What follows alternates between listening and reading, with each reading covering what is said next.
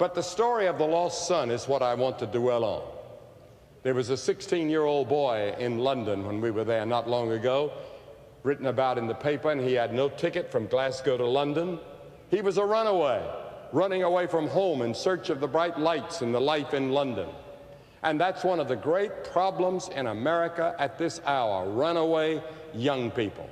But in this text in Luke, the 15th chapter, beginning at the 11th verse, we have the story of this runaway son. And it's a picture of God, loving and searching, a picture of a man away from God. And it's one of the tenderest and greatest stories in all the Bible.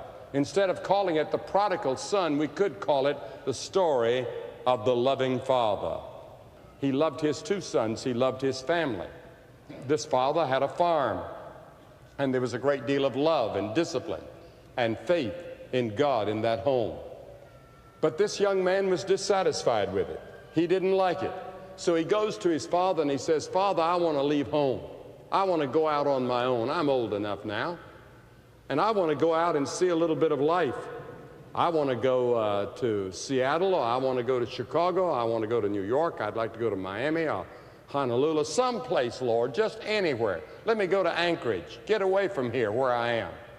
I want to see something and meet some young friends and live it up a little bit." And said, "You know, when you die, a third of this estate goes to me by law, according to the old Jewish law." And so the father said to him, "Well, son, you're right, but I would advise you against it. I don't think you're going to find what you're searching for in the big city and in the bright lights and the good times." But young people today are that way. They want instant solutions to problems. And we think we can find satisfaction in our lives, just a little change. Maybe moving away from home, or getting out from under father and mother, or getting away from the old familiar surroundings. Maybe if I could just go to New York or someplace like that, it would be different for me. I'll find the satisfaction that I'm looking for. So the father didn't argue. He knew that his son has a right to do it. We're not satisfied with the way we are constructed. We're not satisfied with the way we look. We're not satisfied with the way we live. We're not satisfied with where we live. We're not satisfied with our education. We're not satisfied with our inner self. And there's something lacking, and we don't know what it is.